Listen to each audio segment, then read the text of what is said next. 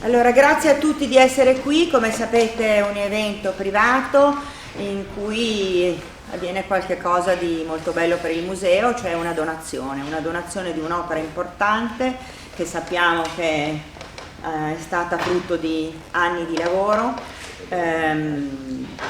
Per quanto riguarda noi come Museo del Violino, noi dobbiamo ringraziare il maestro Cacciatori che ha fatto le schede che sono state presentate anche e che troverete in questa pubblicazione, degli strumenti che sono conservati al Museo del Violino di proprietà dei soci della Fondazione stessa. In primo luogo evidentemente il Comune di Cremona, l'assessore alla cultura si scusa, è ancora impegnato nel Consiglio Comunale e quindi mi ha scritto adesso che non può essere qui, ma evidentemente ringrazia e si complimenta per l'opera e verrà a vedere questo lavoro. Invece ringraziamo il notaio Salvelli che è qui in rappresentanza di tutta Fondazione Stauffer e che ha all'interno di questo volume uno strumento particolarmente importante per la nostra storia, per Cremona, per tutti, che è il violoncello di Stradivari, che tra l'altro è stato suonato proprio ieri sera. In sala anche l'ingegner Domenichini è anche lui proprietario di uno strumento che è esposto al museo, si tratta della chitarra di Stradivari e questa chitarra è inserita anch'essa in questa pubblicazione e quindi contenti che sia qui con noi. Il nostro pubblico lo conoscete già, ve l'abbiamo presentati, sono i rappresentanti delle associazioni di categoria che ringrazio per essere qui, Consorzio Liutai, Confartigianato, Aliantant, non so con quale delle due versioni, Conservatorio di Cremona, CNA, Casa Stradivari, Scuola di Liuteria, ribadisco maestro Cacciatori, conservatori del Museo del Violino fino a quest'estate e poi qui il nostro nuovo conservatore Riccardo Angeloni, il maestro Codazzi, direttore artistico delle rassegne musicali del Museo del Violino, Milena Katanska che si occupa dei nostri siti e che so che anche è stata invitata anche da voi e probabilmente qualche altro invitato che non conosco. Ringrazio tutti di essere qui, oltre ovviamente comunicazione del Museo del Violino, Alessandro Bardelli e Alessia Brusa che anche documenteranno questo momento. È una donazione importante, siamo contenti, ma vorremmo sapere qualche cosa di più sulla storia, come è nata questa pubblicazione, che cosa ha significato per voi. Lascio la parola quindi anche al nostro conservatore che vi aiuterà, loro parleranno in inglese, tradurremo qualcosina e comunque è un momento di comunicazione interna, quindi non saremo formali su tutto. Ecco. Comunque grazie di essere qui, ricordo che questi 6 volumi che abbiamo messo da qualche parte, ecco che sono lì sul tavolo, saranno qui negli uffici del museo e sono evidentemente a disposizione di chi di voi avesse piacere o la necessità di consultarli. Ecco, la donazione è fatta al museo, ma ovviamente sono a disposizione della comunità. Grazie. So the question by Virginia is tell us something about the history of the story of the birth of this great project and congratulations for its conclusion. Thank you very much. Well, first of all, thank you so much for being here, and we're very honored to be standing in front of you because, as you know, yesterday was 287th anniversary of Stradivari's death, and I think for nearly 300 years the whole violin community, musicians, violin makers, dealers, everybody passionate by classical music has been in silent conversation with Stradivari, and I think that you are the ones who actually make him still alive. You are the ones who are keeping him alive and relevant and also preserve his legacy for 21st century, and that's why I really am very humbled and grateful to be standing in front of you and to be presenting this labor of love that took us 9 years to complete.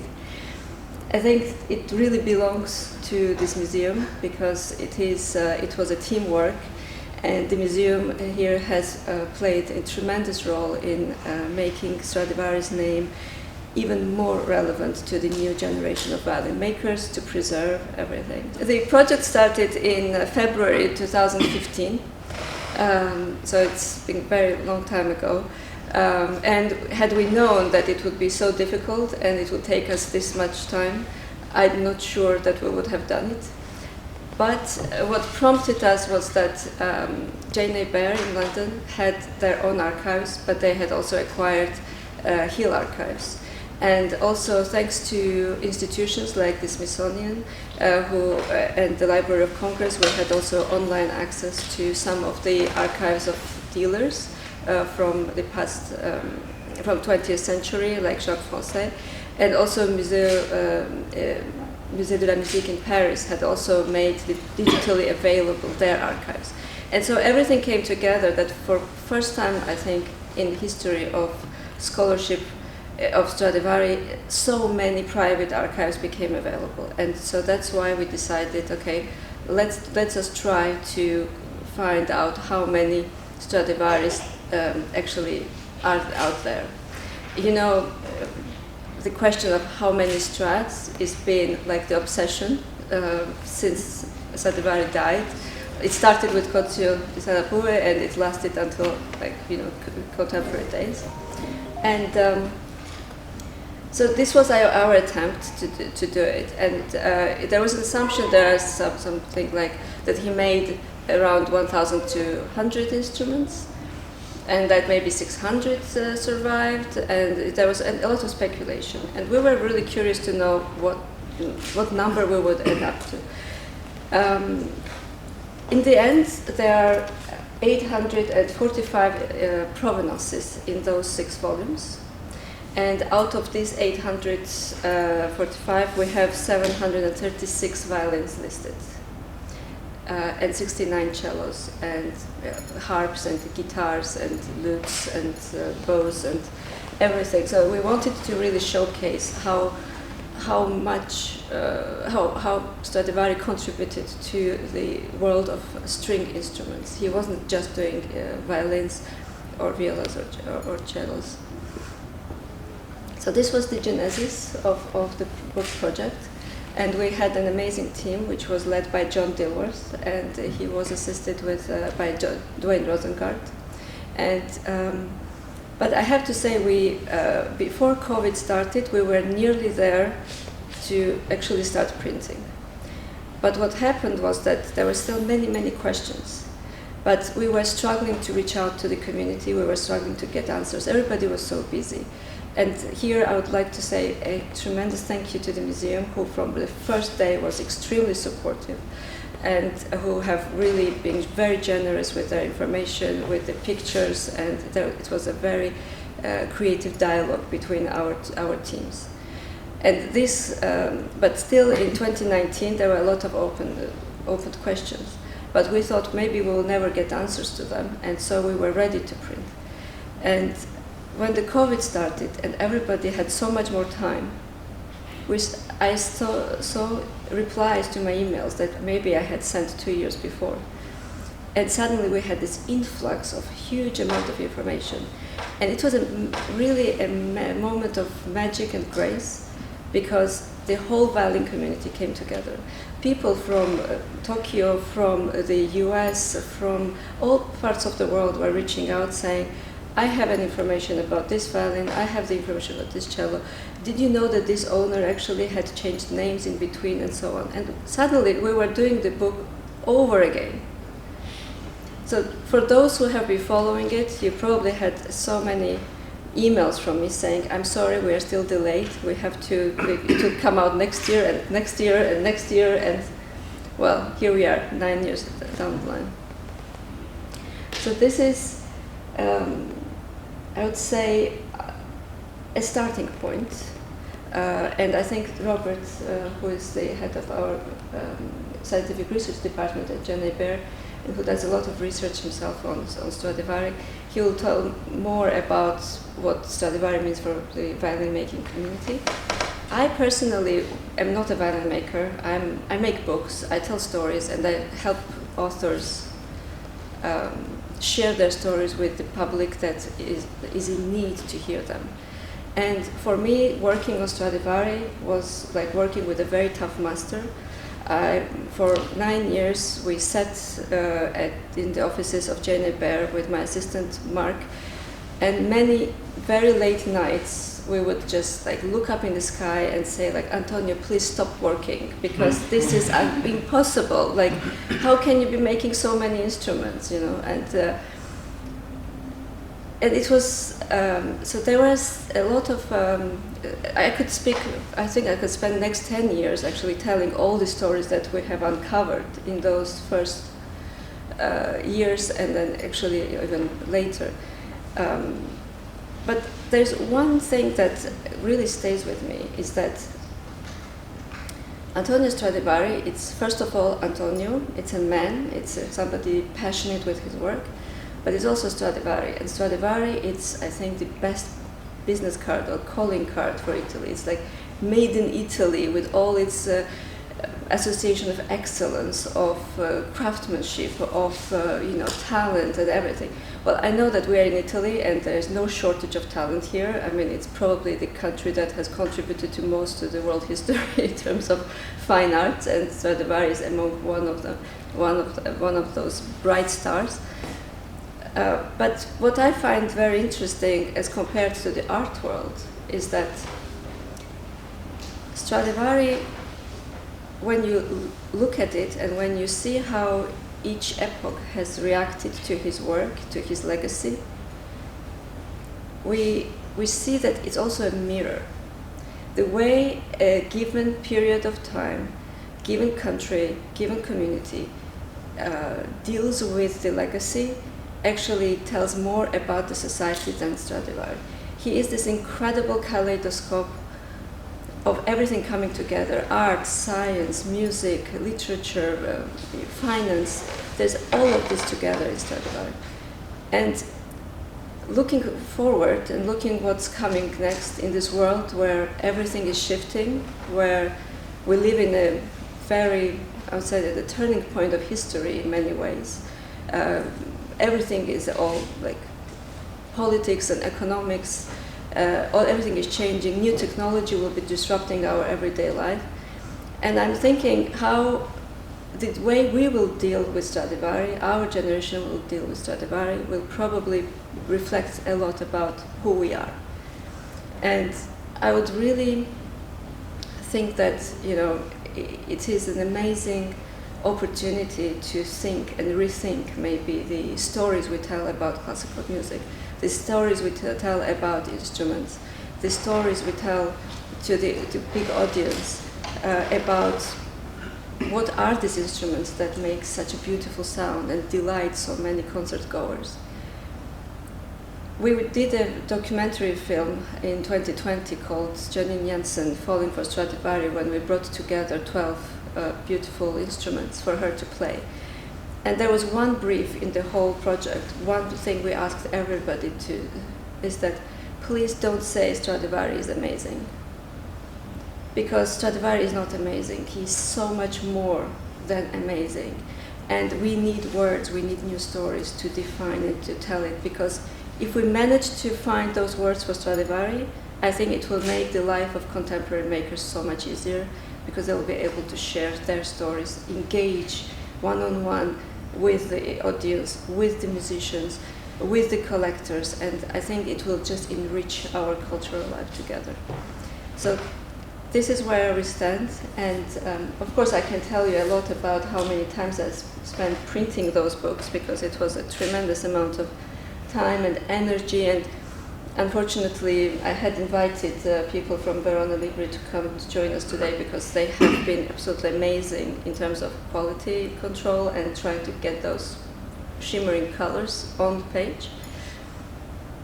But I'm not going to bore you with all these technicalities. The result is here. I think it's everyone to discover and make their own judgment.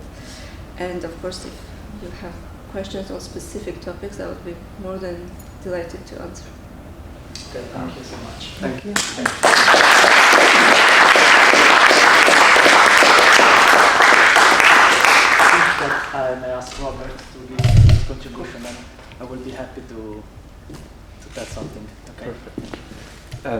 thank you again for all coming and being here. And I do want to thank again the team of the museum.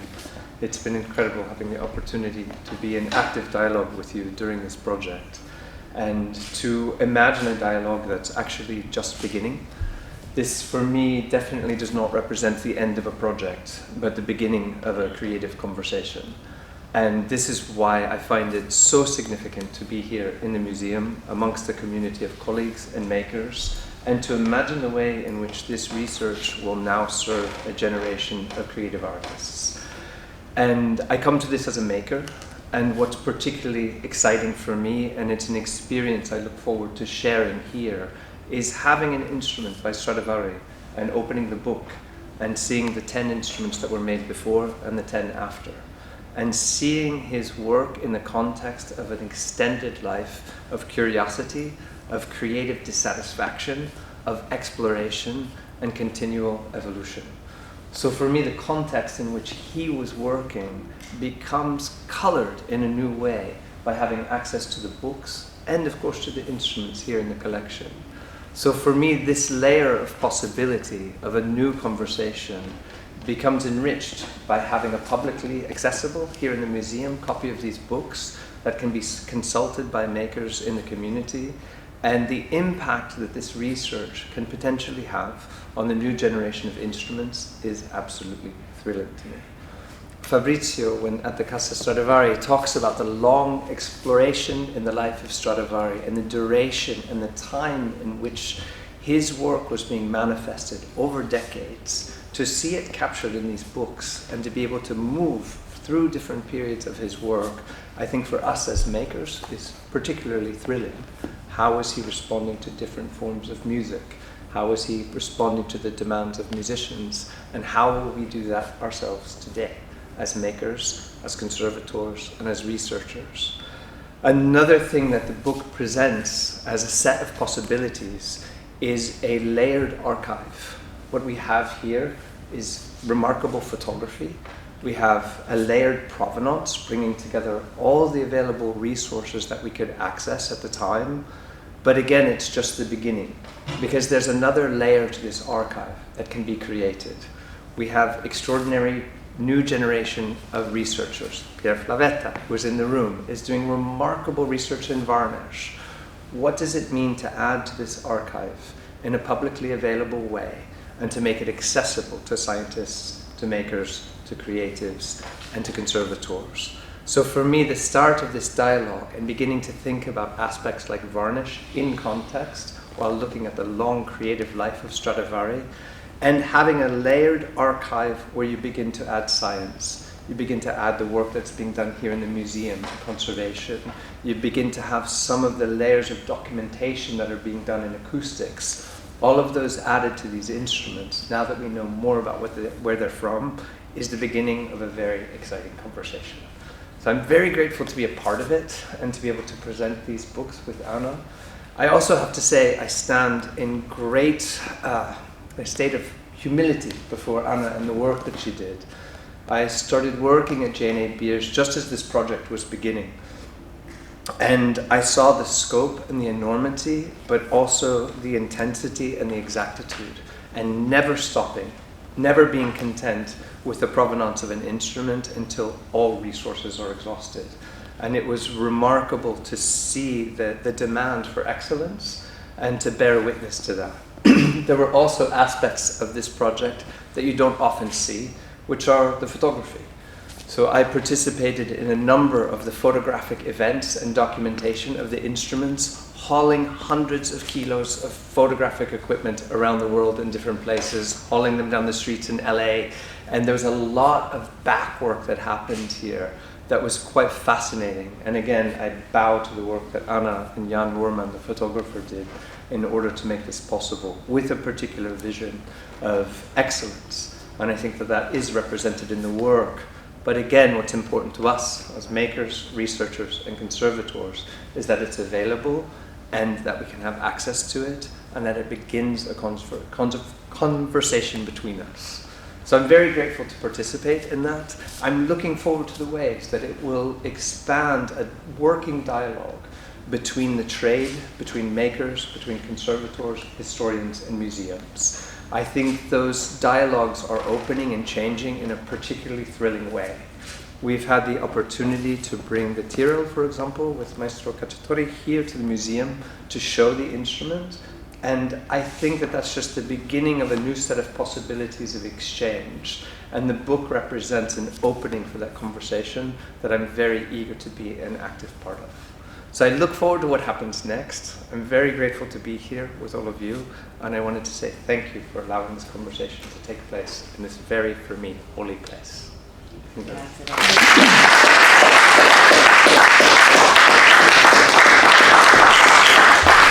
ricordare che abbiamo qui quindi non solo i 5 strumenti base di cui si parlava prima, quindi 3 strumenti importanti, Clisby, Vesuvius e 1715, violoncello Stauffer, ex Cristiani, Stradivari, chitarra di Stradivari, famiglia Domenichini, ma abbiamo nel network dei Friends Stradivari altri 2 strumenti che sono fotografati di proprietà appunto nel network e che comunque sono altri 2 violini di Stradivari che sono in mostra adesso.